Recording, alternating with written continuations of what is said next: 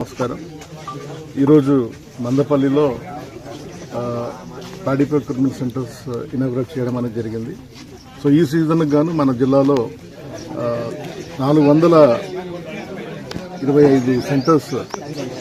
జిల్లా వ్యాప్తంగా ఏర్పాటు చేసి మరి దాదాపు 5 లక్షల క్వింటాళ్ల ధాన్యాన్ని సేకరించడానికి జిల్లా యంత్రాంగం ప్రణాళిక సిద్ధం చేసింది. అందులో భాగంగా ఈ రోజున మందపల్లిలో ఈ యొక్క సెంటర్స్ ఇనాగ్రేట్ చేయడము, అదేవిధంగా రైతు సోదరులందరినీ కూడా కోరేది ఏంటంటే వారు తీసుకొచ్చేటటువంటి ప్యాడీని ఖచ్చితంగా ఈ FAQs ఏదైతే ఉన్నాయో రైతులు అంగీకరించినటువంటి నాణ్యత ప్రమాణాలు అన్ని కూడా పాటిస్తా మరి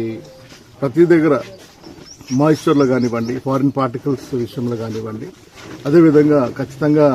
జాలి పట్టేటటువంటి ప్యాడీ క్లీనింగ్ అనేటటువంటి చేసిన తర్వాతనే, ఎందుకంటే దాదాపు 2,50,000 రూపాయల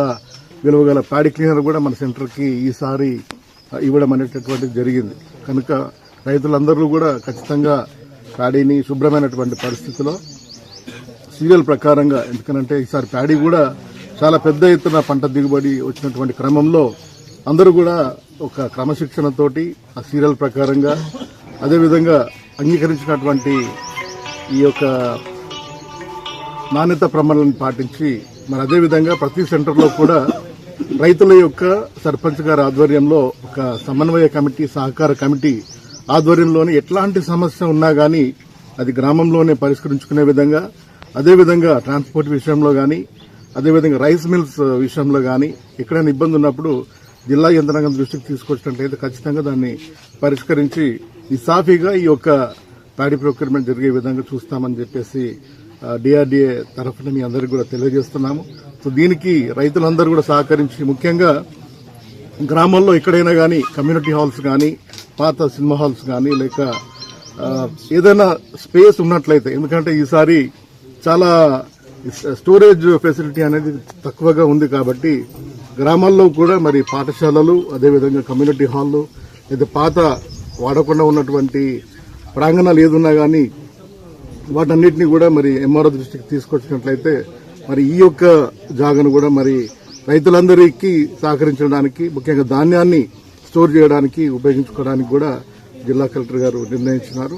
కనుక అందరూ సహకరించి ఈసారి చాలా పెద్ద ఎత్తున దిగుబడి వస్తుంది కాబట్టి అందరం కలిసి మరి రైతులకు సరైనటువంటి విధంగా మరి సహకరించి వారి ఖాతాల్లో కూడా త్వరితగతిన డబ్బులు పడే విధంగా చూసుకోవాలని చెప్పేసి అందరి సహకారంతో ఈ కార్యక్రమానికి ముందుకు తీసుకెళ్తామని చెప్పేసి తెలియజేస్తున్నాం.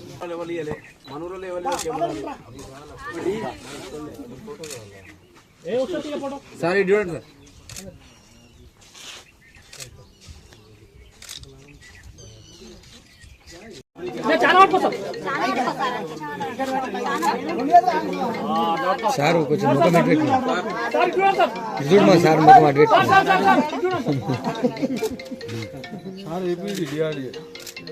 ఎన్నుకున్నా, మీరు ఎన్నుకున్నా నా ముందున్న వాళ్ళు తీర్థర్లే.